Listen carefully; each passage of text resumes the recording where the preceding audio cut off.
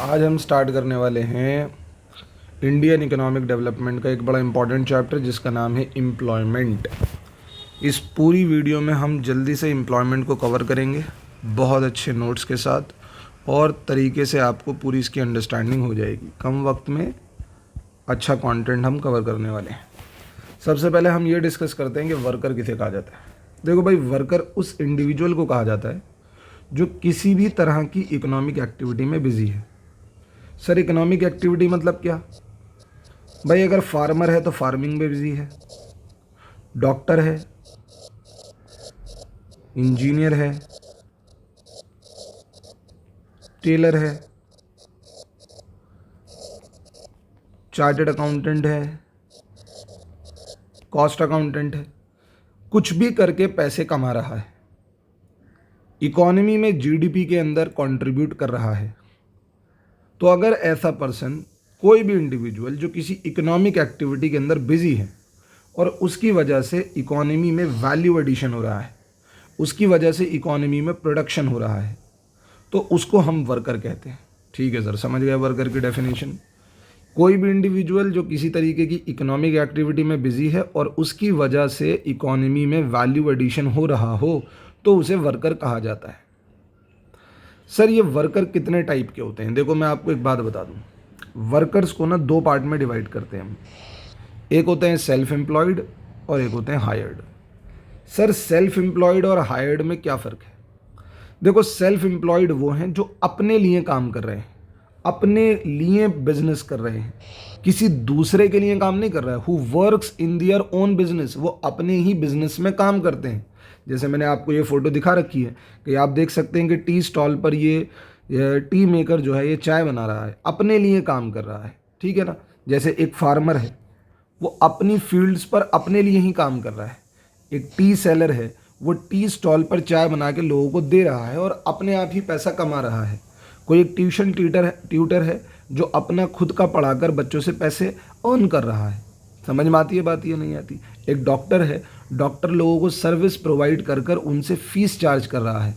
एक chartered accountant है, वो लोगों को ऑडिट की सर्विस देकर, टैक्स की सर्विस देकर खुद से पैसे कमा रहा है। अगर आप अपने लिए ही काम कर रहे हैं, दूसरों को सर्विस दे रहे हैं और उनसे पैसा अर्न कर रहे हैं, तो ऐसे वर्कर्स को सेल्फ एम्प्लॉयड वर्कर्स कहा जाता है। हायर्ड वर्कर्स क्या होते हैं? हायर्ड वर्कर्स उनको कहा जाता है जो किसी और के लिए काम कर रहे होते हैं। क्या कहा मैंने? जो किसी और के लिए काम कर रहे होते हैं।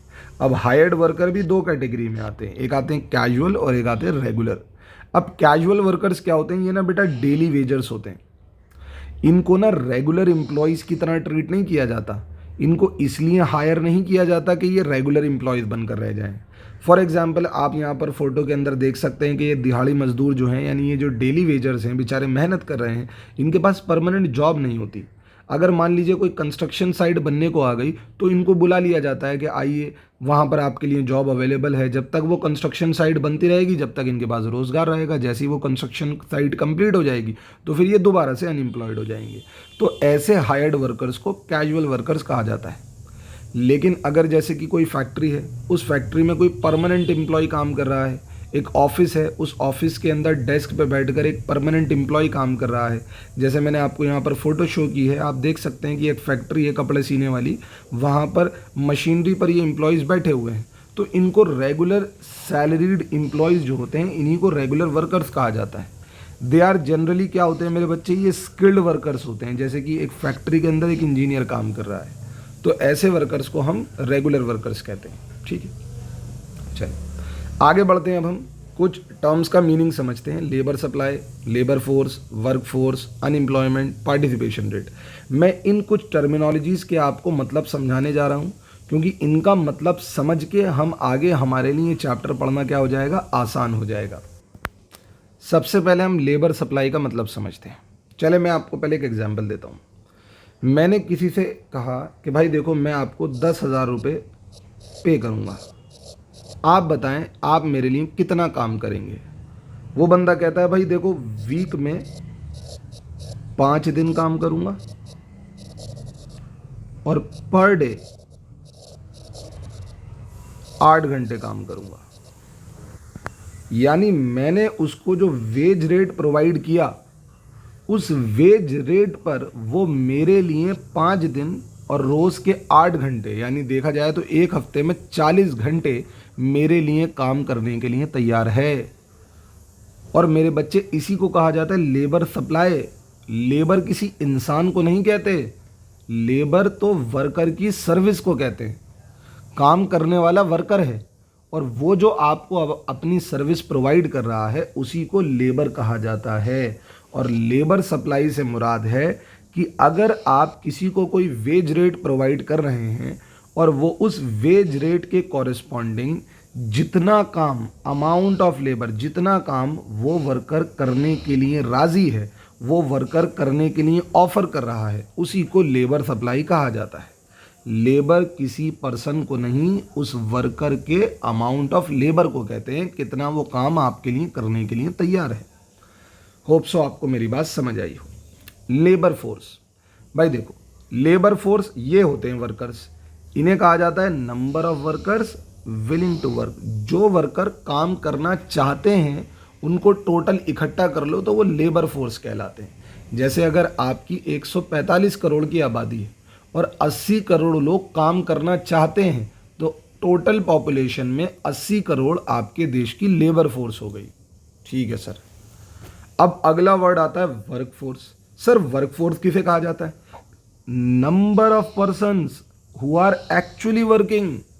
भाई काम तो 80 करोड़ करना चाहते हैं लेकिन काम सिर्फ 50 करोड़ ही कर रहे हैं, तो जितने लोग एक्चुअल में काम कर रहे हैं वही आपका क्या है?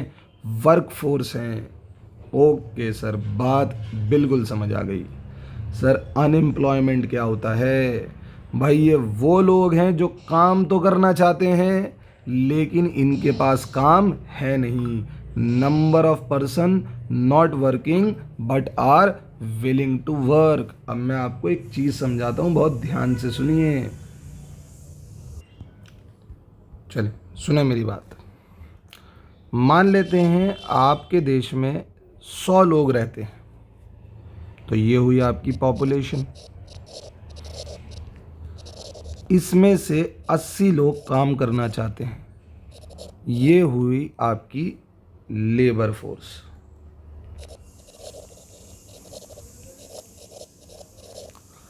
अस्सी लोगों में से 60 लोगों को काम मिल गया, ये हुआ वर्क फोर्स। 20 लोग जो काम करना चाहते हैं लेकिन उनको काम मिल नहीं रहा, तो ये हुआ अनएम्प्लॉयमेंट। तो मैं आप लोगों से ले देकर ये कह सकता हूँ कि अगर मैं वर्क फोर्स और अनएम्प्लॉयमेंट को जोड़ दूँ तो मुझे क्या मिलेगा? Labour force. और अगर मैं लेबर फोर्स में से वर्क फोर्स को हटा दूँ तो अनएम्प्लॉयमेंट मिल जाएगा। अगर लेबर फोर्स में से अनएम्प्लॉयमेंट को हटा दूँ तो वर्क फोर्स मिल जाएगा। और ऐसा ही आप फॉर्मूला में देख रहे हैं, लेबर फोर्स में से अगर अनएम्प्लॉयमेंट को हटाया जा रहा है तो वर्क फोर्स आ रहा है, और अगर लेबर फोर्स में से वर्क फोर्स को हटाया जा रहा है तो अनएम्प्लॉयमेंट आ रहा है। मेरी बात समझ आई या नहीं आती? मैंने आसान तरीके से आपको समझाने की कोशिश करी। अगर आपको समझ में नहीं आया हो तो रिपीट करके दोबारा सुन लें। ठीक है जी, क्लियर हो गए मेरे बच्चे? चलें, अब हम रेट ऑफ अनएम्प्लॉयमेंट और पार्टिसिपेशन रेट का मतलब समझ लेते हैं। देखो, लेबर फोर्स का मतलब क्या होता है कि जितने लोग आपकी इकोनॉमी में काम करना चाहते हैं वो डिवाइड में आ गए, और उतने लोगों में से, मतलब जितने लोग काम करना चाहते हैं उनमें से जितने लोगों को जॉब नहीं मिल रही, जो लोग अनएम्प्लॉयड हैं, तो जब इन दोनों का रेशियो बनाया जाता है तो उसे कहा जाता है रेट ऑफ अनएम्प्लॉयमेंट। और पार्टिसिपेशन रेट का मतलब क्या है कि टोटल पॉपुलेशन इतनी है और उसमें से सिर्फ इतने लोग ही काम कर रहे हैं, तो इससे बन जाता है पार्टिसिपेशन रेट। समझ में आई बात या नहीं आती? रेट ऑफ अनएम्प्लॉयमेंट जब चेक करते हैं तो भाई देखो, अनएम्प्लॉयमेंट चेक कर रहे हैं तो न्यूमरेटर में क्या आएगा? अनएम्प्लॉयमेंट ही आएगा। लेकिन डिनोमिनेटर में सिर्फ वो लोग आते हैं जो लोग काम करना चाहते हैं। लेकिन जब पार्टिसिपेशन रेट को कैलकुलेट करने की बात आती है, यानी कितने लोग इकोनॉमी के अंदर पार्टिसिपेट कर रहे हैं, तो जितने लोग जॉब कर रहे हैं उन्हें आपने न्यूमरेटर में लिख दिया। लेकिन डिवाइड में लेबर फोर्स नहीं आता, डिवाइड में आती है टोटल पॉपुलेशन, कि इतनी आबादी है और इसमें से सिर्फ इतने लोग काम कर रहे हैं। समझ आया नहीं आया? जी सर, समझ में आ गया। चलिए अब हमारा टॉपिक आता है size of workforce in India. India के अंदर जो लोग एक्चुअल में काम कर रहे हैं, ज़रा अब उनके बारे में एक अंडरस्टैंडिंग ले लेते हैं। देखें, हमें बताया गया कि इंडिया के अंदर नियरली 471 मिलियन वर्कफोर्स है। 471 मिलियन, समझ रहे हैं आप? मतलब एक तरीके से आप ये कह सकते हैं 47 करोड़ के आसपास लोग हैं जो लोग जॉब कर रहे हैं, और उनमें 77% तो मेल वर्कर्स हैं। मतलब इतने जो ये वर्क फोर्स है उसमें 77% कितने हैं? मेल वर्क फोर्स, और सिर्फ बचे कुचे 23% क्या है? Female work force. सर ये तो बहुत अजीब बात है। मतलब ज़्यादातर जॉब्स करने वाले मेल हैं और उसके अलावा जो बचे कुछ ही परसेंटेज है 23% की, वो फीमेल वर्कर्स की है। चलें अब, और अभी हमने वर्क फोर्स को मेल फीमेल में डिवाइड किया। अब ये जितनी भी वर्क फोर्स है, कहा जाता है इसमें 75% यानी 3/4 वर्कर रूरल एरियाज से आते हैं, और अर्बन एरियाज से इस वर्क फोर्स में सिर्फ और सिर्फ 1/4 लोग ही हैं। यानी ये जो इतनी बड़ी आबादी वर्क फोर्स की है उसमें 75% वर्कर्स रूरल एरिया के हैं और 25% वर्कर यानी 1/4 वर्कर अर्बन एरिया के। अच्छा, एक आंकड़ा और सुने आप। रूरल एरिया के ये जितने भी वर्कर्स हैं उनमें 1/4 फीमेल वर्कर्स मौजूद हैं, और अर्बन एरिया के जितने ये वर्कर्स हैं उसमें 1/5 फीमेल वर्कर मौजूद हैं। तो आप एक चीज़ देख सकते हैं कि एक तो रूरल एरिया के वर्कफोर्स ज़्यादा हैं, और उसी रूरल एरिया के वर्कफोर्स में फीमेल वर्कर की संख्या अर्बन एरिया की संख्या से ज़्यादा है। सर हमें तो ऐसा लगता था कि ये जो शहरी लोग हैं वहाँ पर औरतें ज़्यादा काम करती हैं, लेकिन यहाँ तो उल्टा देखने को मिल रहा है कि रूरल एरियाज़ में औरतें कंपैरेटिवली अर्बन एरियाज़ के ज़्यादा काम कर रही हैं। तो आपके सामने जो मैंने आंकड़े रखे आपको समझ आए। पहली बात कि टोटल कितनी वर्क फोर्स है, जिसमें 77% मेल वर्कर्स हैं, 23% फीमेल वर्कर्स हैं। जितने भी वर्कर्स हैं उसमें 3/4 वर्कर रूरल एरियाज से आते हैं और 1/4 वर्कर अर्बन एरियाज से आते हैं, और रूरल एरिया के अंदर 25% फीमेल वर्कर्स हैं और अर्बन एरियाज के अंदर 20% यानी 1/5 फीमेल वर्कर्स हैं। सर इससे क्या कंक्लूजन निकला? देखो, सबसे पहला कंक्लूजन तो ये निकला कि ज़्यादातर जॉब्स जो हैं वो रूरल एरियाज़ में लोग करते हुए नज़र आ रहे हैं। सर इसका मतलब क्या हुआ? भाई रूरल एरियाज़ में बताओ कौन सी जॉब ज़्यादा है? सर ज़्यादा जॉब तो है ना, इसका मतलब ये हुआ it implies more people are engaged in farming and allied activities. यानी ज़्यादातर लोग हमारी कंट्री में आज भी फार्मिंग और उससे जुड़ी हुई एक्टिविटीज़ से लगे हुए हैं। लेकिन आपको पता है क्या एग्रीकल्चर जीडीपी में इतना कंट्रीब्यूट कर रहा है? नहीं सर, एग्रीकल्चर जीडीपी में इतना कंट्रीब्यूट कर ही नहीं रहा। इसका मतलब ये हुआ कि इतने सारे रूरल वर्कर्स हैं जो कि एग्रीकल्चर में इन्वॉल्व हैं, लेकिन फिर भी जीडीपी में कंट्रीब्यूट नहीं कर पा रहे हैं। तो इसका मतलब लो प्रोडक्टिविटी का साइन है। समझ आई बात? ये नहीं आती? यानी रूरल एरिया के इतने लोग जॉब कर रहे हैं, एग्रीकल्चर में इन्वॉल्व्ड हैं, एग्रीकल्चर जीडीपी में कंट्रीब्यूट नहीं कर पा रहा, प्रोडक्टिविटी बहुत लो है, और यही एक साइन है जिसकी वजह से पॉवर्टी इतनी ज़्यादा फैली हुई है कि इतने सारे रूरल वर्कर्स एग्रीकल्चर में इन्वॉल्व होकर पैसा नहीं कमा पा रहे हैं। तभी तो पॉवर्टी है मेरे बच्चे। समझ आई बात? नहीं तो पहला कंक्लूजन तो आपने ये निकाला कि पॉवर्टी आखिर इतनी ज़्यादा है क्यों? जब इतनी बड़ी आबादी में 75% रूरल वर्कर है, तो रूरल वर्कर का जीडीपी में तो कंट्रीब्यूशन फिर बहुत ज़्यादा होना चाहिए। अगर वो जीडीपी में कंट्रीब्यूशन नहीं है, इसका मतलब 25% वर्कर ज़्यादा जीडीपी में कंट्रीब्यूट कर रहा है 75% के मुकाबले। समझ आई बात? ये नहीं आती? अब आप यहाँ पर एक चीज़ देखें। अच्छा, औरतों को आपने देखा कि अर्बन एरियाज़ में औरतों का कंट्रीब्यूशन कम है। क्यों है? देखो, आज भी ना क्या है कि जितने भी अर्बन एरियाज़ हैं जहाँ पर फैमिलीज़ वगैरह हैं, जॉब वर्क जो वुमेन के लिए होता है वो स्टिल किस पे डिपेंड करता है? फैमिली डिसीजंस पे डिपेंड करता है, रेदर देन इंडिविजुअल के खुद के डिसीजन पर। औरत खुद से डिसाइड नहीं कर सकती, उसकी फैमिली डिसाइड करती है।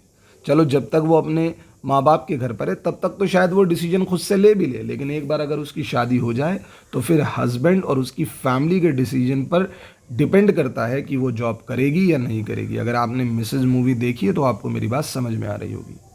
अगर अच्छी जॉब्स अवेलेबल भी होती हैं तो भी वो जॉब्स उन बेचारी औरतों को नहीं मिल पाती हैं और वो अनयूटिलाइज्ड रह जाती हैं। समझ में आई बात? लेकिन सर रूरल एरियाज़ में औरतें काफ़ी काम कर रही हैं, ये तो बड़ी अच्छी बात है मेरे बच्चे, ये अच्छी बात नहीं है। मतलब औरतों का काम करने को मैं बुरा नहीं कह रहा, मैं ये कह रहा हूँ कि अगर औरतें रूरल एरिया में काम कर रही हैं तो पता है आपको उसका रीज़न क्या है? उसका रीज़न है पॉवर्टी। घर का मर्द अगर एग्रीकल्चर फील्ड में काम कर भी रहा है तो बेचारा इतना नहीं कमा पा रहा, और औरत को कोई ऑफिस में बैठ के जॉब करने को नहीं मिल रही, एसी के अंदर बैठ के जॉब करने को नहीं मिल रही। बेचारी दूसरों के घर पर बर्तन मांझे कर रही हैं, है ना, या फिर फार्म के अंदर आकर अपनी हस्बैंड की हेल्प कर रही हैं। वो ऐसे छोटे मोटे काम कर कर अपना घर बसर चला रहे हैं। इसी का ये साइन है कि भैया रूरल एरिया में पॉवर्टी बहुत ज़्यादा है। समझ में आई बात या नहीं आती? अब देखो सर, जो भी है ओवरऑल एम्प्लॉयमेंट जो औरतों के बीच में है वो कम है। हाँ ये बात तो है। ये किस चीज़ को शो कर रहा है? ये शो कर रहा है हमारे देश के इकोनॉमिक बैकवर्डनेस को, ये शो कर रहा है हमारे देश के सोशल बैकवर्डनेस को। सर इकोनॉमिक बैकवर्डनेस को कैसे शो कर रहा है? भाई आपकी इकोनॉमी में इतनी जॉब्स ही नहीं हैं, आपकी इकोनॉमी इतनी जॉब्स जनरेट ही नहीं कर रही है कि बेचारी औरतें काम कर सकें। ये आपके इकोनॉमिक बैकवर्डनेस का साइन है। और औरतों का काम करना अभी तक एक तरह का सोशल टैबू कंसिडर किया जाता है। समझ में आई बात या नहीं? सोसाइटी इसको अभी तक पूरी तरह से एक्सेप्ट नहीं कर रही है। तो ये सोसाइटी बैकवर्डनेस की तरफ है हमारी। दैट इज़ वाई इस वजह से औरतों का जो एम्प्लॉयमेंट है वो लो माना जा रहा है। ठीक है सर, ये बात भी हमें समझ में आ गई। अब हम बात करने जा रहे हैं रेट ऑफ पार्टिसिपेशन की। सर रेट ऑफ पार्टिसिपेशन याद है? हाँ, टोटल पॉपुलेशन में जितनी वर्क फोर्स है उसके परसेंटेज को रेट ऑफ पार्टिसिपेशन कहा जाता है। टोटल पॉपुलेशन में जितने लोग जॉब पर हैं, 100 की पॉपुलेशन है, 50 लोग जॉब पर हैं, तो इसका मतलब रेट ऑफ पार्टिसिपेशन है 50%। अब देखें रूरल एरिया में मेन का जो पार्टिसिपेशन रेट है वो 51% है। अच्छा, यहाँ पर डिनोमिनेटर में जो टोटल पॉपुलेशन है वो मेन की पॉपुलेशन है, और वुमेन का जो पार्टिसिपेशन रेट है वो 17.5 है। यानी जब मेन का पार्टिसिपेशन रेट निकाला गया तो टोटल पॉपुलेशन में मेन की पॉपुलेशन को रखा गया होगा, और वुमेन का जब पार्टिसिपेशन रेट निकाला गया तो डिनोमिनेटर के अंदर टोटल पॉपुलेशन में वुमेन की पॉपुलेशन को रखा गया होगा। समझ में आई बात या नहीं आती? यानी मेन जितने भी हैं उसमें 51% जॉब कर रहे हैं, और औरतें जितनी भी हैं उसमें 17.5% जॉब कर रही हैं। ये रूरल एरिया में। अर्बन एरिया में चलते हैं। आदमी जितने भी हैं उसमें 53% जॉब कर रहे हैं, और अर्बन एरिया में औरतें जितनी भी हैं उसमें 14.2% जॉब कर रही हैं। समझ में आई बात या नहीं आती? यानी अगर टोटल देखा जाए तो अर्बन एरिया और रूरल एरिया का जो पार्टिसिपेशन रेट है वो 52.1% है और औरतों का 16.5% है। लेकिन अगर सिर्फ रूरल एरिया के पार्टिसिपेशन को देखा जाए तो 35% है, और अर्बन एरिया के देखा जाए तो 33.9% है। यानी जब रूरल एरिया का ये 35% निकाला गया होगा ना मेरे बच्चे, तो उस टाइम पर टोटल पॉपुलेशन ही लिखी गई होगी, आदमियों की भी और औरतों की भी। ठीक है ना?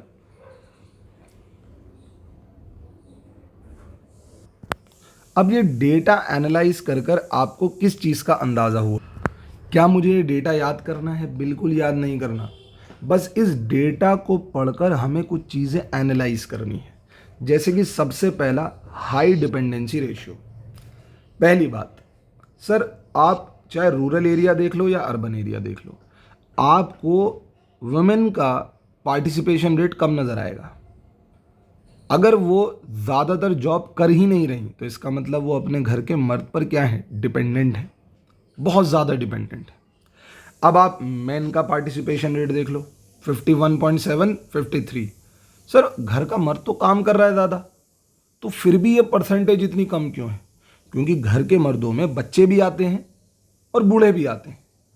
अब वो मेन की टोटल पॉपुलेशन का पार्ट तो है, लेकिन वो वर्क फोर्स का पार्ट नहीं है। तो इसका मतलब एक तो घर की औरत भी मर्द पर डिपेंडेंट है, और घर के जो मर्द हजरात हैं, जो बच्चे और बूढ़े कंसिडर किए जाते हैं, वो भी काम करने वाले मैन पे डिपेंडेंट हैं। तो इसको अंदाज़ा लगाकर, इस रेट को देखकर हमें ये समझ आया कि हमारी कंट्री में डिपेंडेंसी रेशियो काफ़ी ज़्यादा हाई है। यानी बहुत सारे लोग प्रोडक्शन एक्टिविटी में इन्वॉल्व ही नहीं हैं, वो जो घर का एक शख्स है उसी के ऊपर ज़्यादातर डिपेंडेंट है। हाँ सर, ये तो समझ में तो आ रहा है, ये वाली बात तो क्लियर हो रही है। दूसरी चीज़, अगर आप रूरल एरिया के अंदर देखेंगे तो रूरल एरिया का पार्टिसिपेशन रेट आपको ज़्यादा नज़र आएगा अर्बन एरिया के, लेकिन जीडीपी में कंट्रीब्यूशन रूरल एरिया से इतना नहीं आ रहा। तो इसका मतलब ये हुआ कि रूरल एरिया से पार्टिसिपेशन रेट तो हाई है, लेकिन प्रोडक्टिविटी जो है वो काफ़ी लो है रूरल एरिया की। समझ में आई बात या नहीं आती? हाँ सर, ये भी समझ आ रहा है इस डेटा को देख के। एक और चीज़, रूरल एरिया का वुमेन का पार्टिसिपेशन रेट अर्बन एरिया के वुमेन के पार्टिसिपेशन रेट से ज़्यादा है। ये तीसरी ऑब्जर्वेशन मैंने यहाँ पर देखी है ना। इसका रीज़न है सबसे पहला पॉवर्टी, गरीबी है भाई, वहाँ पर औरतों को भी काम करना पड़ता है। दूसरी चीज़, वहाँ पर जो लड़कियाँ हैं, वहाँ पर जो औरतें हैं, वो एजुकेशन को बहुत जल्दी अवॉइड कर देती हैं। गरीबी की वजह से वो पढ़ाई तो करती नहीं, बचपन से ही अपने घर को सपोर्ट करने में लग जाती हैं, यानी अर्ली एज एम्प्लॉयमेंट में लग जाती है, जिसकी वजह से रूरल एरिया में औरतें ज़्यादा काम करती हुई नज़र आ रही हैं। अब हमारे यहाँ पर क्या है भाई, हमारे यहाँ पर जब तक अच्छी जॉब नहीं मिलेगी भाई, औरतें काम नहीं करेंगी, सुनिए। लेकिन वहाँ पर क्या है, जो लेस प्रोडक्टिव जॉब्स हैं वो बेचारी उन्हें भी करने को तैयार हैं, चाहे उन्हें झाड़ू बर्तन, अपनी गरीबी मिटाने के लिए कोई भी लेस प्रोडक्टिव जॉब करनी पड़े, वो जॉब करने के लिए तैयार हैं। रीज़न वाई रूरल एरिया में वुमेन का पार्टिसिपेशन रेट अर्बन एरिया के मुकाबले आपको ज़्यादा नज़र आएगा। अगला पॉइंट अब हमारा आता है jobless growth. Sir, jobless growth किसे कहते हैं? देखो, पहले ना मैं आपको एक चीज़ समझाता हूँ। अगर आप अपने देश की इकोनॉमी को ग्रो करना चाहते हैं, यानी हम अपने देश की रियल जीडीपी को बढ़ाना चाहते हैं, या फिर आप ये कह सकते हैं हम अपने देश में प्रोडक्शन के लेवल को, आउटपुट के लेवल को बढ़ाना चाहते हैं। इकोनॉमी ग्रो करना, रियल जीडीपी बढ़ाना, लेवल ऑफ आउटपुट बढ़ाना एक ही बात है। यानी अगर आप चाहते हैं कि आपके देश में इकोनॉमिक ग्रोथ करे, तो वो दो चीज़ों के थ्रू हो सकता है। या तो आपकी इकोनॉमी में ज़्यादा से ज़्यादा एम्प्लॉयमेंट जनरेट होनी चाहिए, क्योंकि जितनी ज़्यादा एम्प्लॉयमेंट जनरेट होगी उतना ज़्यादा पैसा होगा, जितना ज़्यादा पैसा होगा उतनी ज़्यादा परचेजिंग पावर होगी, जितनी ज़्यादा परचेजिंग पावर होगी उतनी ज़्यादा डिमांड होगी, और जितनी ज़्यादा डिमांड होगी उतना ही लोगों को बिजनेस करने में मज़ा आएगा, और वो और इन्वेस्टमेंट करेंगे, और वो इन्वेस्टमेंट करेंगे तो इकोनॉमी ग्रो करेगी। समझ गए आप? तो जितनी ज़्यादा आप एम्प्लॉयमेंट प्रोवाइड करेंगे उतनी ज़्यादा देश में तरक्की होगी। या फिर तरक्की करने का एक और तरीका है, इकोनॉमी को ग्रो करने का एक और तरीका है, और वो है बेटर टेक्नोलॉजी। अब अगर आप अपने देश को ग्रो करते देखना चाहते हैं तो दोनों चीज़ों का साथ होना ज़रूरी है। ज़्यादा से ज़्यादा जॉब्स भी निकलनी चाहिए, और बेहतर टेक्नोलॉजी आपको अडॉप्ट करनी चाहिए। लेकिन जॉबलेस ग्रोथ किसे कहते हैं? जॉबलेस ग्रोथ ऐसी सिचुएशन को कहा जाता है जहां जीडीपी तो बढ़ रही है, लेकिन जीडीपी एम्प्लॉयमेंट की वजह से नहीं बढ़ रही है, only due to efficient technology. GDP बढ़ने का मुख्य कारण सिर्फ और सिर्फ एफिशिएंट टेक्नोलॉजी ही है। मेरे बच्चों, मैं तुम्हें एक चीज़ समझा देता हूँ, ध्यान से सुन लो। अपने करियर के लिए स्किलफुल कोर्सेज पर फोकस कीजिएगा। एकेडमिक्स आपको नॉलेज प्रोवाइड करेगा, लेकिन अगर आप स्किल्ड लेबर नहीं बनेंगे ना, स्किल्ड वर्कर नहीं बनेंगे, तो फिर आपके साथ यही होगा। इन फ्यूचर एआई बहुत सारी जॉब्स को टेक ओवर करेगा, लेकिन बहुत सारी जॉब्स जनरेट भी करेगा। समझ में आई बात या नहीं आती? आप कॉमर्स की फील्ड से हैं, अकाउंटिंग फील्ड से हैं, तो आपको अपने आप को स्किलफुल बनाना है। अदरवाइज टेक्नोलॉजी की वजह से तो जीडीपी बढ़ती चली जाएगी, एम्प्लॉयमेंट जनरेट नहीं हो पाएगी, और इसी चीज़ को जॉबलेस ग्रोथ कहा जाता है। अब देखो ये हो क्या रहा है, हमारी कंट्री में जो भी ये ग्रोथ प्रोसेस है उसे हाईजैक करा है मल्टीनेशनल कॉरपोरेशंस ने, क्योंकि मल्टीनेशनल कॉरपोरेशन लेकर आई टेक्नोलॉजीज़, मल्टीनेशनल कॉरपोरेशन लेकर आई capital intensive technique of production, यानी उन्होंने प्रोडक्शन करने के लिए मशीनरीज को इस्तेमाल किया। तो ये जो कंपनीज थी ये स्पेशलाइज थी किसके अंदर? Achieving high growth through efficient use of technology. इनको ज़्यादा लेबर की ज़रूरत नहीं थी, इन्हें मैन पावर की ज़्यादा ज़रूरत नहीं थी, इनको बेहतर टेक्नोलॉजी की ज़रूरत थी। इन्होंने टेक्नोलॉजी की मदद से ज़्यादा जीडीपी ग्रो करी। अब देश का जीडीपी बढ़ता हुआ तो नज़र आता है, लेकिन वहाँ पर क्या एक्चुअल में इतनी एम्प्लॉयमेंट है? नहीं है। समझ में आई बात या नहीं आती? इसी चीज़ को हम जॉबलेस ग्रोथ कहते हैं। अब अगला टॉपिक हमारा आता है कैजुअलाइजेशन। सर ये कैजुअलाइजेशन क्या है?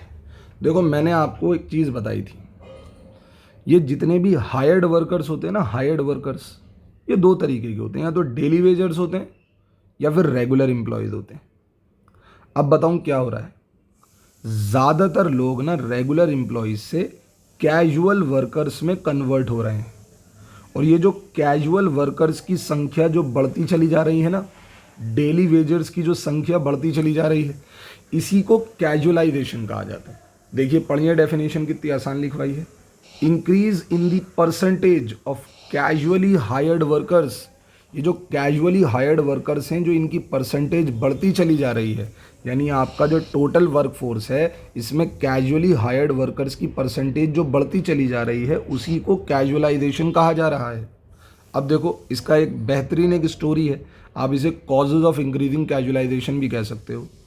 ज़्यादातर लोग, मोस्ट ऑफ द पीपल, जो लोग फार्म में काम कर रहे हैं, यानी एग्रीकल्चर फील्ड में काम कर रहे हैं, वो सिर्फ नामचारे के लिए, फॉर द नेम से काम कर रहे हैं, क्योंकि आपके फार्म पर, आपकी फील्ड पर इतने लोगों की ज़रूरत ही नहीं है। समझ में आई बात? ही नहीं, इतने लोगों की ज़रूरत ही नहीं है। फॉर एग्जाम्पल आपके पापा की एक दुकान है, वहाँ पर अगर आपके पापा बैठे तो चलेगा, लेकिन आप हैं निकम्मे, नालायक, नाकारे, आपको कोई दूसरी जॉब मिल ही नहीं पा रही, तो आपके फादर भी आपको दुकान पर बिठाने लग जाएंगे। अब एक ही दुकान पे दो आदमी बैठे हुए हैं, अब काम एक ही आदमी का है लेकिन दो दो लोग बैठे हुए हैं। पता है इसे क्या कहते हैं? इसे कहते हैं डिसगाइज्ड अनएम्प्लॉयमेंट। आपको लगेगा मैं पापा के साथ काम कर रहा हूँ, मुझे एम्प्लॉयमेंट मिल गई, नहीं मिली भाई, ज़रूरत ही नहीं थी, अननेसेसरी घुसे बैठे हो आप वहाँ पर। ऐसे ही फार्मर्स के साथ है, फार्म फील्ड्स पर जितने लोगों की ज़रूरत नहीं है उतने लोग वहाँ पर बैठे हुए हैं, क्योंकि उन्हें नॉन फार्म जॉब्स मिल ही नहीं रही। समझ में आई बात या नहीं आती? तो वो अननेसेसरी डिसगाइज्ड अनएम्प्लॉयमेंट क्रिएट हो रहा है। अब इस चक्कर में फिर रियलाइज़ होता है, देखो शुरुआत में तो पता नहीं लगता कि उसी वर्क फील्ड पर काम कर कर हम अपना वक्त ख़राब कर रहे हैं। फिर उन्हें बताया जाता है कि भाई घर बैठे हो, दुकान पर इतना काम धंधा नहीं है, कुछ और काम धंधा ढूंढो, हमारे फार्म पर इतना काम नहीं है, कोई और काम धंधा ढूंढो। अब जॉब अपॉर्चुनिटीज़ के लिए ये जितने भी बेचारे मार्जिनल वर्कर्स हैं, यानी ये छोटे मोटे वर्कर्स जो हैं, ये माइग्रेट होना शुरू होते हैं शहरों में, अर्बन एरियाज़ में। और अर्बन एरियाज़ में क्या कोई ऑफिस में इनको जॉब देने के लिए बैठा है? इनको वहाँ पर एम्प्लॉयमेंट अगर मिल सकती है तो सिर्फ और सिर्फ कैसे मिल सकती है? एज अ डेली वेजर्स मिल सकती है, एज अ कैजुअल वर्कर्स मिल सकती है। इसी तरीके से इसी स्टोरी को, ये जो अनस्किल्ड वर्कर की जो स्टोरी है ना, इसी को मेरे बच्चे कैजुअलाइजेशन ऑफ एम्प्लॉयमेंट कहा जाता है। समझ आई बात? नहीं? अब सर ये जितने भी मार्जिनल वर्कर्स हैं बेचारे यहाँ पर आकर कैजुअल वर्कर क्यों बन रहे हैं? अबे मेरे बच्चे, इवन जो अर्बन एरियाज़ के बहुत से वर्कर्स हैं ना, जो अर्बन एरिया में पढ़े लिखे, स्कूल्स के अच्छे पढ़े लिखे, ग्रेजुएट करे हुए, बैचलर की डिग्री लिए हुए बैठे हुए जो है ना, वो खुद बेचारे स्ट्रगल कर रहे हैं। किस लिए? रेगुलर जॉब्स के लिए। इन्हें कहाँ से जॉब्स मिल जाएंगी? इसी वजह से कैजुअलाइजेशन काफ़ी बढ़ रहा है। अगर आपको कैजुअलाइजेशन समझ आया हो तो अब हम इनफॉर्मलाइजेशन समझना शुरू करते हैं। पहले तो मैं आपको बता दूं, इनफॉर्मलाइजेशन समझने से पहले आपको समझना पड़ेगा कि हमारी इकोनॉमी में दो सेक्टर हैं, एक है फॉर्मल सेक्टर और एक है इनफॉर्मल सेक्टर। जॉब करने वाले लोगों के लिए कह रहा हूँ मैं, इकोनॉमी के दो सेक्टर नहीं बना रहा, जॉब करने वालों के लिए दो सेक्टर है। एक कहलाता है फॉर्मल सेक्टर, एक कहलाता है इनफॉर्मल सेक्टर। अब फॉर्मल सेक्टर जो है एक तरीके का ऑर्गेनाइज्ड सेक्टर है, और इनफॉर्मल सेक्टर एक अनऑर्गेनाइज्ड सेक्टर है। अब मेरी बात को ध्यान से सुनिए। आपने अक्सर सुना होगा कि भाई मैं फ्रीलांसिंग करता हूँ। फ्रीलांसिंग समझते हैं आप? मतलब मैं स्किलफुल तो हूँ, लेकिन मेरे पास जॉब तभी अवेलेबल होती है जब कोई मेरे पास आता है काम लेकर। मान लेते हैं कि भाई मेरी प्रिंटिंग की दुकान है, मैं प्रिंट करता हूँ। अब किसी को अगर मुझसे अपने कार्ड वगैरह छपवाने होंगे तो मेरे पास आएगा, मुझे जॉब मिल जाएगी। समझ आई? मैं डिजिटल मार्केटर हूँ, मैं डिजिटल मार्केटिंग चल रही है ना खूब, मैं डिजिटल मार्केटर हूँ। लेकिन मेरे पास जब भी काम आता है जब क्लाइंट मेरे पास काम मांगने आता है, अदरवाइज मेरे पास जॉब हर वक्त अवेलेबल नहीं होती। मैं किसी के लिए रेगुलर बेसिस पर काम नहीं कर रहा। तो मैं इनफॉर्मल सेक्टर से बिलोंग करता हूँ। मैं किसी पर्टिकुलर एम्प्लॉयर के लिए काम नहीं करता। समझ में आई बात? ये नहीं, मैं दूसरे का एम्प्लॉय तो ज़रूर हूँ लेकिन परमानेंट एम्प्लॉय नहीं हूँ। तो इसका मतलब मैं कौन से सेक्टर से बिलोंग करता हूँ? इनफॉर्मल सेक्टर से बिलोंग करता हूँ। समझ आई बात? ये नहीं, ये जितने भी फॉर्मल सेक्टर के एम्प्लॉय होते हैं ना, जो रेगुलर बेसिस पर जॉब के लिए जा रहे होते हैं, पता है इन्हें क्या मिलते हैं? इन्हें मिलती हैं सोशल सिक्योरिटी बेनिफिट्स। मतलब इनका एम्प्लॉयर इनकी रिटायरमेंट के लिए सिक्योरिटी तैयार करता हुआ चलता है। इनके पैसे को प्रोविडेंट फंड में डालता है, इनका इंश्योरेंस कराता है, इनकी LIC कराता है। बहुत सारे एम्प्लॉयज़ को सोशल सिक्योरिटी बेनिफिट्स मिलते हैं, लेकिन इनका कोई परमानेंट एम्प्लॉयर ही नहीं होता इनफॉर्मल सेक्टर वालों का। तो जब जिसका कोई परमानेंट एम्प्लॉयर ही नहीं है तो इनको सोशल सिक्योरिटी बेनिफिट कैसे मिलेंगे? हमारे देश के अंदर लेबर लॉज बने हुए हैं कि अगर एम्प्लॉयज़ के साथ कुछ गलत हो जाए तो ये लेबर लॉज उनकी हेल्प करें। तो फॉर्मल सेक्टर वालों को तो प्रोटेक्शन मिलती है, लेकिन इनफॉर्मल सेक्टर वालों को कोई भी लेबर लॉ की मदद नहीं मिल पाती, क्योंकि ये किसी के परमानेंट एम्प्लॉय हैं ही नहीं। इस वजह से इन्हें कोई एम्प्लॉय कहता ही नहीं। तो ये डिफरेंस है फॉर्मल सेक्टर में और इनफॉर्मल सेक्टर में। और इनफॉर्मलाइजेशन, अब आप अपने आप समझिए क्या मकसद हुआ इसका, कि सर ये जो वर्क फोर्स, ये जो परसेंटेज ऑफ वर्क फोर्स है ना फॉर्मल सेक्टर की, ये तो कम होती चली जा रही है, लेकिन इनफॉर्मल सेक्टर की जो परसेंटेज है वो बढ़ती चली जा रही है। इसी को इनफॉर्मलाइजेशन कहा जाता है। समझ आई बात या नहीं आती? देखिए, जब शुरुआत में हमारे देश में इकोनॉमिक प्लानिंग करनी की शुरू की गई थी, है ना, 1951 में जब पहला 5 ईयर प्लान आया था, तो उस टाइम पर कोशिश ये की जा रही थी कि फॉर्मल सेक्टर को बढ़ाया जाएगा, formal sector should have been risen, और इनफॉर्मल सेक्टर को घटाया जाएगा।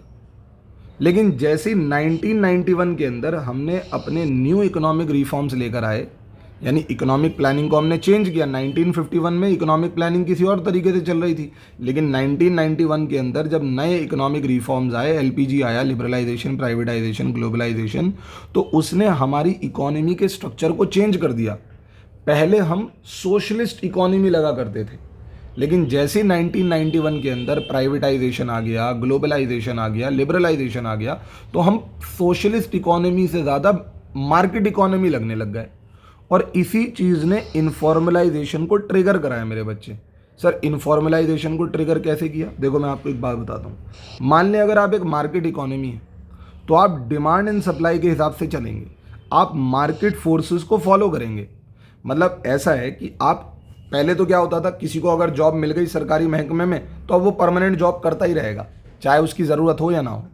लेकिन अब परमानेंट जॉब सिर्फ तभी अवेलेबल होंगी जब इकोनॉमी को उसकी ज़रूरत होगी। यानी किसी भी पर्सन को बस जॉब पर लगाकर फिट कर नहीं बिठा दिया जाएगा भाई। अब अगर डिमांड है तो ही लेबर की सप्लाई चाहिए, अदरवाइज नहीं। अब इस चक्कर में जब लोगों को लगा कि यार परमानेंट जॉब्स खत्म हो गई, तो काम धंधा करने के लिए वो क्या करेंगे? अगर उन्हें फॉर्मल सेक्टर नहीं मिल पा रहा तो फिर वो इनफॉर्मल सेक्टर की तरफ ही तो जाएंगे ना। तो इसी की वजह से इनफॉर्मलाइजेशन का जो पैटर्न है वो इंक्रीज हो गया। तो इनफॉर्मलाइजेशन में आपने क्या पढ़ा? फॉर्मल सेक्टर और इनफॉर्मल सेक्टर के बीच में डिफरेंस, इनफॉर्मलाइजेशन की डेफिनेशन।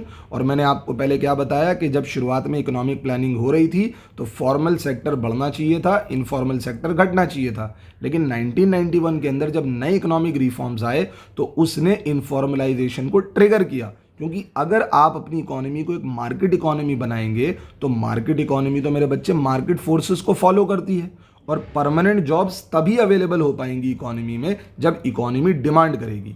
और इसी की वजह से इनफॉर्मलाइजेशन के पैटर्न को इंक्रीज मिला। ठीक है, चलिए अब हम आते हैं एक बड़े इंपॉर्टेंट टॉपिक पे। ये बहुत ही इंपॉर्टेंट टॉपिक है मेरे बच्चे, जिसका नाम है अनएम्प्लॉयमेंट, और आपको अच्छे से समझ में भी आ जाएगा। अनएम्प्लॉयमेंट का मतलब क्या है? बड़ा सिंपल है। When people are willing to work, लोग काम करना चाहते हैं, एंड एबल टू वर्क, और काम करने योग्य भी हैं, लेकिन फिर भी ऐसी सिचुएशन बनी हुई है कि उनको काम ही नहीं मिल रहा। इसी को तो क्या कहते हैं? अनएम्प्लॉयमेंट कहते हैं मेरे बच्चे। अब आपको अनएम्प्लॉयमेंट के दो तरीके बताए हैं, एक है डिसगाइज्ड अनएम्प्लॉयमेंट और एक है सीजनल अनएम्प्लॉयमेंट। डिसगाइज्ड अनएम्प्लॉयमेंट क्या है? देखो अभी हम इसके बारे में ऊपर पढ़ कर आए हैं। It occurs when number of workers engaged in a job is more than the actual required. मेरी फार्म फील्ड पर सिर्फ 2 लोगों की ज़रूरत है, लेकिन अननेसेसरी फैमिली के 5 लोग उस पर काम कर रहे हैं। अब पांचों को लग रहा है कि हम जॉब कर रहे हैं। नहीं भाई, आप जॉब नहीं कर रहे। 3 लोग अननेसेसरी वहाँ घुसे हुए हैं जिनकी ज़रूरत भी नहीं है, फिर भी जॉब कर रहे हैं। इसी तरीके की अनएम्प्लॉयमेंट को डिसगाइज्ड अनएम्प्लॉयमेंट कहा जाता है। सर, ऐसा हमारे देश में बहुत ज़्यादा देखा जाता है। बिल्कुल देखा जाता है। मैं इसके प्रिंसिपल कॉजेज आपको बताता हूँ। सबसे पहला रीज़न है जॉइंट फैमिली सिस्टम। अब अगर ताया के बेटे काम कर रहे हैं तो चाचा के बेटे भी अब वहाँ जाएंगे ज़बरदस्ती में कि ज़मीन हमारी है, वो ना हड़प लें। तो जॉइंट फैमिली सिस्टम के चक्कर में ऐसा बहुत हो रहा है। फिर फैमिलीज बढ़ती चली जा रही हैं।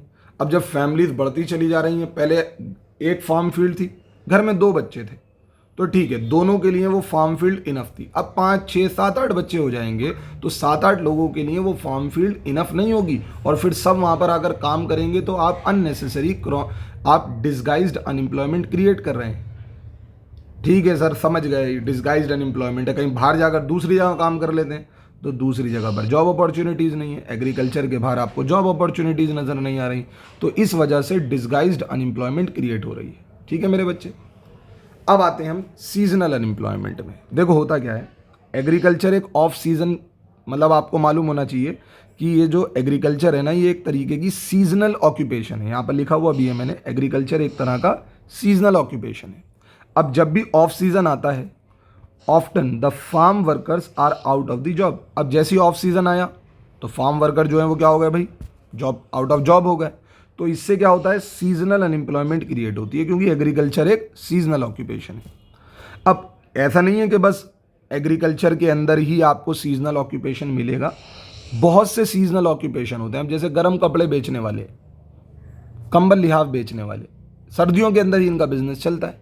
समझ आई बात ये नहीं, और लोग उसी में लगे हुए। There are other seasonal occupation also and workers engaged in these activities remains occupied for few months in a year. अब अगर आप किसी सीजनल बिजनेस में इन्वॉल्व हैं तो कुछ ही महीनों के लिए आपको जॉब अवेलेबल रहेगी, बाकी के टाइम पर आप क्या रहेंगे, अनएम्प्लॉयड ही रहेंगे। तो अनएम्प्लॉयमेंट के ये 2 मुख्य कारण मैंने आपको बताए, एक था डिसगाइज्ड अनएम्प्लॉयमेंट और दूसरा है सीजनल अनएम्प्लॉयमेंट। अब हम पढ़ते हैं causes of unemployment in India. Sir, ये हमारे इकोनॉमी में अनएम्प्लॉयमेंट के आखिर रीज़न क्या हैं? बड़े देखो, जो भी मैंने आपको लिखवाया हुआ है एज इट इज़ लिख दीजिएगा, कंटेंट इतना ही रखेंगे तो भी चल जाएगा, कोई ज़्यादा ज़रूरत है नहीं। शुरुआत के 3 पॉइंट बताता हूँ मैं आपको। सबसे पहला रीज़न है, हमारे देश में जो इकोनॉमिक ग्रोथ है ना, वो बहुत स्लो है। अब अगर आपके देश में इकोनॉमिक ग्रोथ स्लो रहेगा तो उसकी वजह से क्या होगा, एम्प्लॉयमेंट अपॉर्चुनिटीज़ जनरेट ही नहीं होंगी। जब किसी भी देश में प्रोडक्शन, बिजनेस, इन्वेस्टमेंट कम होगा, देश में इकोनॉमिक ग्रोथ का जो पेस है वो स्लो रहेगा, तो उस देश में एम्प्लॉयमेंट अपॉर्चुनिटीज़ कभी क्रिएट नहीं होंगी। और अगर एम्प्लॉयमेंट अपॉर्चुनिटीज़ अगर क्रिएट नहीं होंगी तो उसकी वजह से अनएम्प्लॉयमेंट ही तो क्रिएट होगा मेरे बच्चे। एक और मुख्य रीज़न, इसको सबसे इंपॉर्टेंट रीज़न कह सकते हैं आप, प्रिंसिपल प्रॉब्लम कह सकते हैं अनएम्प्लॉयमेंट का, और वो है देश के अंदर पॉपुलेशन का बहुत तेज़ी से ग्रो होना।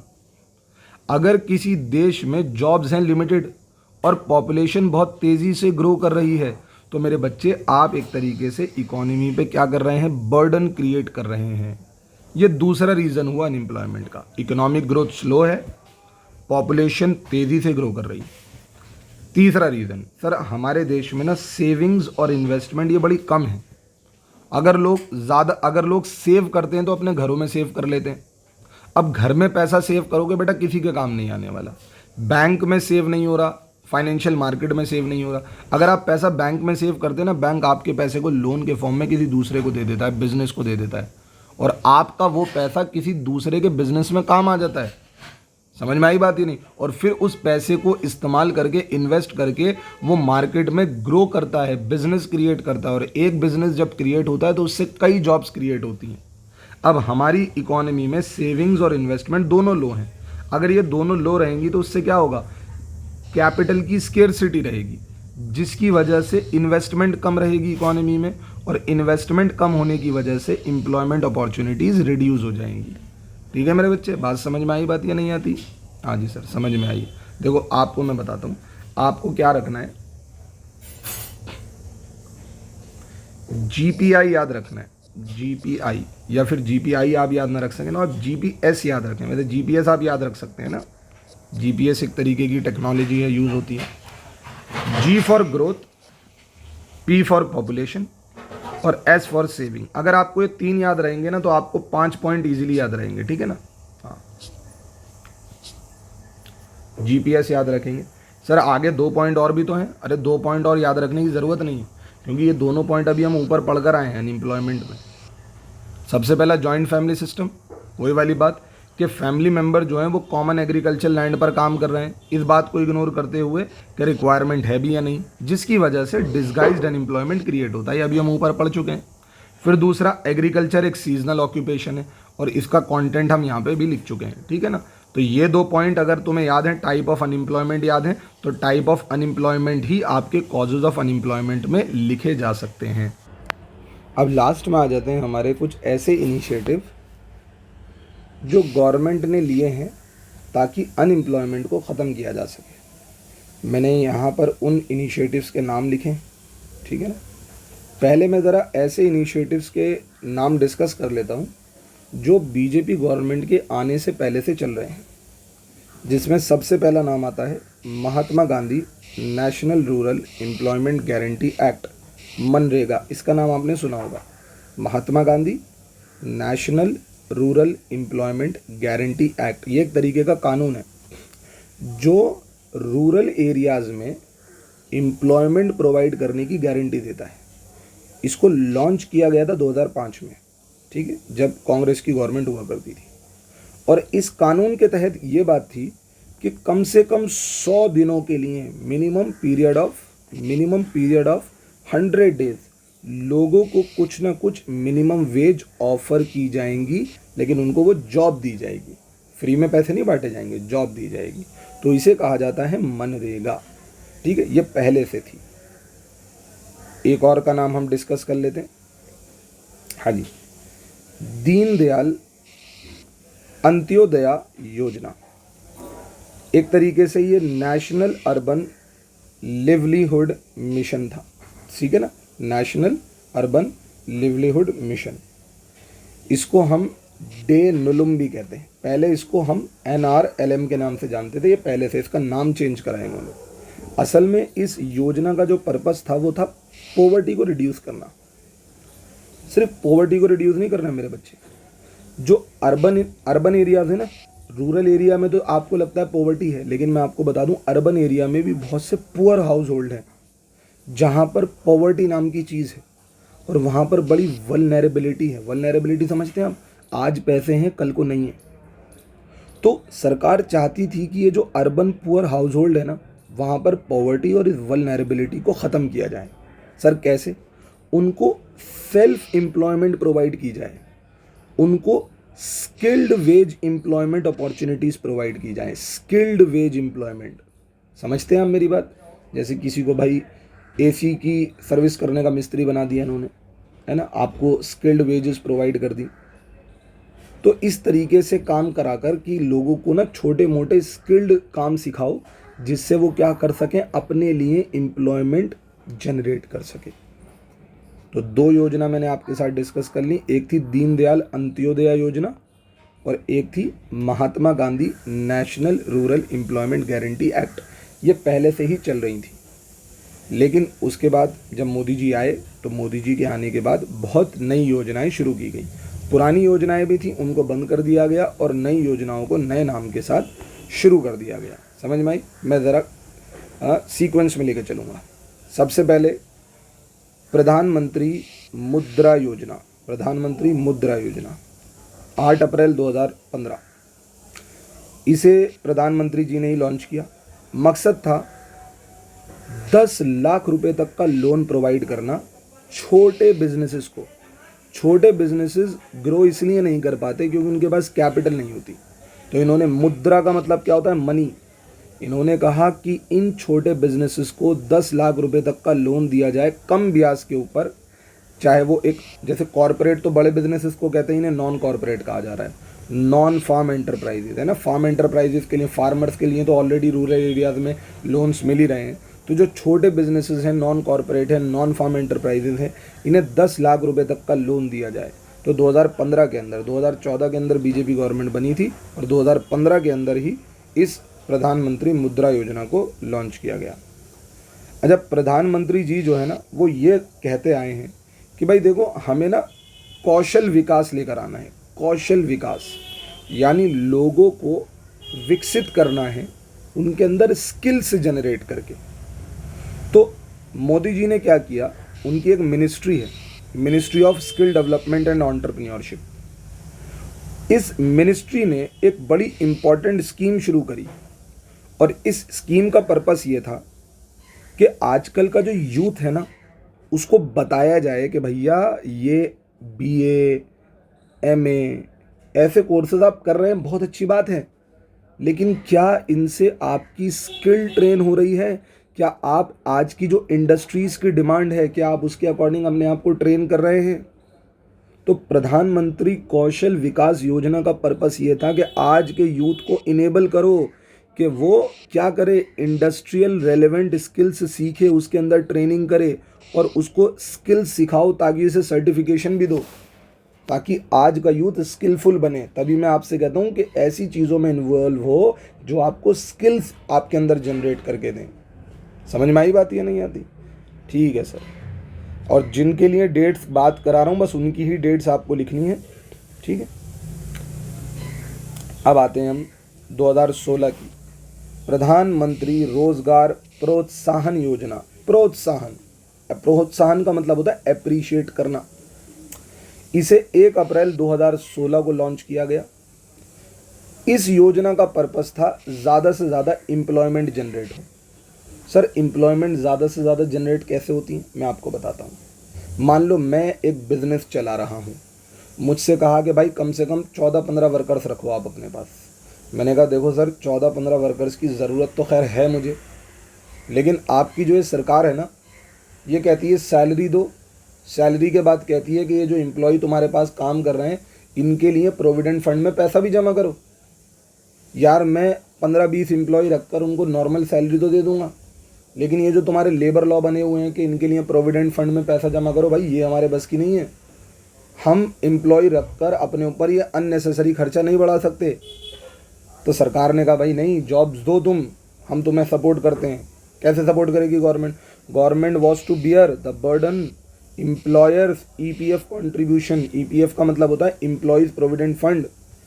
कि शुरुआत के 3 सालों में जो एम्प्लॉयर को पैसा जमा करना पड़ता है एम्प्लॉयर प्रोविडेंट फंड में, गवर्नमेंट ने कहा एम्प्लॉयर की जगह वो पैसा हम जमा करेंगे, आप लोगों को जॉब दो। लेकिन एक बात सुन लो, अनस्किल्ड और सेमी स्किल्ड वर्कर के केस में यही है, क्योंकि स्किल्ड वर्कर को तो आप हर हाल में ही हायर करोगे, उसके लिए तो कुछ भी करने को तैयार होंगे। आप अनस्किल्ड और सेमी स्किल्ड वर्कर को ही नहीं रख रहे, ये सोच करके उसे नॉर्मल सैलरी तो देनी पड़ेगी, उसके लिए फिर उसका पैसा प्रोविडेंट फंड में जमा करो। प्रोविडेंट फंड एक ऐसा अमाउंट होता है जो एम्प्लॉयर अपनी जेब से जमा करता है, फिर जब वो एम्प्लॉय रिटायर होता है तो वो पैसा इकट्ठा उस एम्प्लॉय को दे दिया जाता है ताकि उसके रिटायरमेंट में काम आ सके, ठीक है ना। तो ये था प्रधानमंत्री रोजगार प्रोत्साहन योजना। अब प्रोत्साहन दिखाया, एम्प्लॉयर से कहा, ठीक है ना।